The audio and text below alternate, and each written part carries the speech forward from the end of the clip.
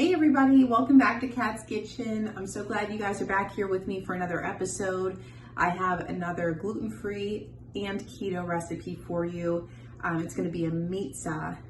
If you've never heard of a pizza, it's basically a pizza but with a meat crust. And in this case, it's going to be a chicken-based crust.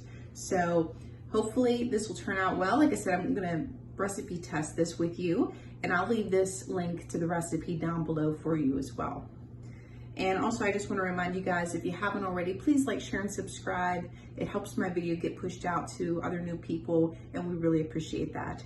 So without further ado, let's get into the recipe. I'm just going to read you off the recipe, and just keep in mind, I am doubling this recipe because I'm making it a little larger, but it's calling for 12-ounce can of chicken breast. You can also use one large chicken breast too if you have that already pre-cooked.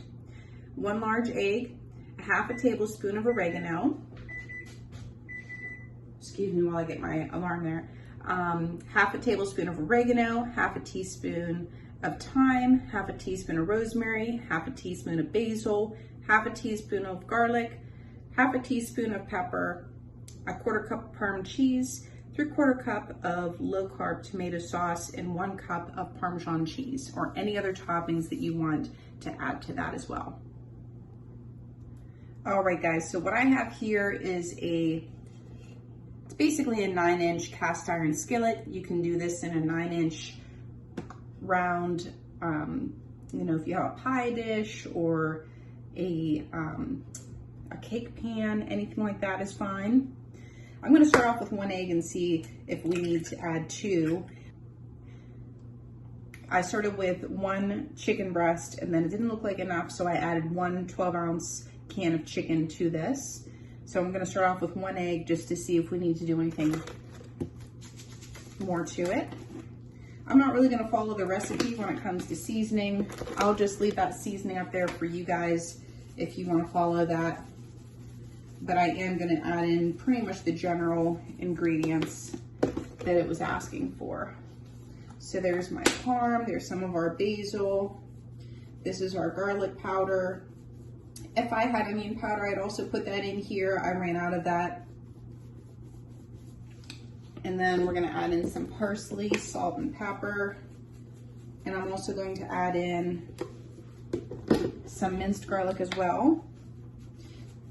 Don't be shy on seasoning. Honestly, when you have keto recipes like this or gluten-free recipes where you're working with a different type of a crust, it's really, really important to season your crust because that's where all your flavor is going to be coming from.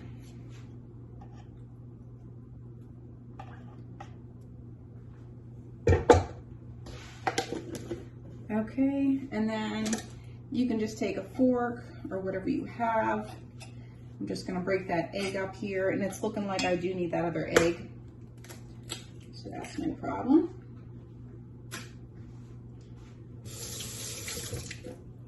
We're just gonna mix this up. You can pre-mix this up in a bowl if you wish. I don't care to do that just because it's one more dish I have to clean. And I'd like to show you guys some options to do one pot situations. And this is a good weeknight meal for you all as well. Because, like I said, I was using leftovers for this. I had paprika chicken that I had grilled just yesterday on the grill. So this is a nice option to turn something that was in the fridge into something new.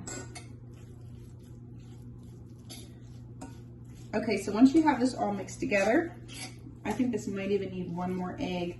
I'm gonna go grab that just because I do have a lot of chicken in here, and I'll be right back. Okay, so I put my 3rd egg in there already. It's already mixed up. It's sticking together a lot better now. Now I'm just gonna smash it down with my fork. This is one of the forks that I use to shred the chicken. And I'm just gonna, if you wanna make it really nice and even, you can take either a measuring cup or a glass over the top of this. I don't think this is that intricate, but you can do however you want.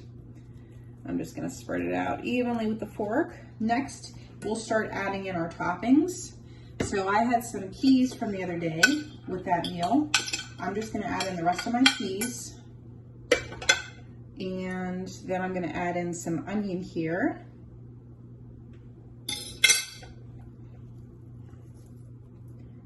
If you have bell pepper, or if you want to add more meat to this, you can feel free to do any of that.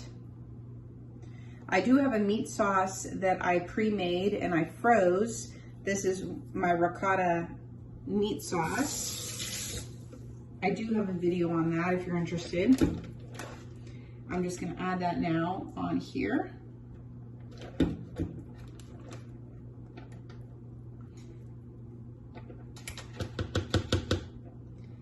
We're gonna spread this out, and then we're gonna top it with our cheeses.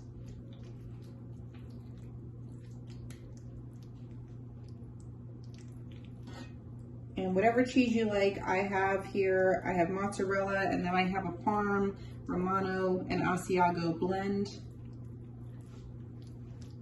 And what's nice about this dish is you can make it ahead of time, put it back in the refrigerator, and then when you're ready to have, about 45 minutes before you're ready to cook, you know, take it out of the refrigerator, let it rest for a little bit, maybe about 5-10 minutes, and then go ahead and pop it into your oven, 350, and just keep an eye on it.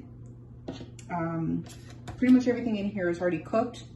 You're just really making sure it all melts together and make sure that your cheese is melty.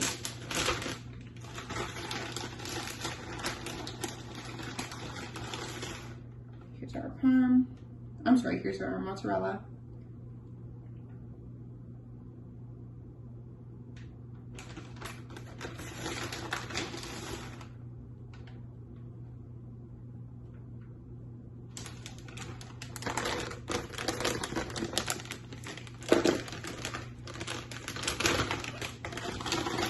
And then I have our shaved blend.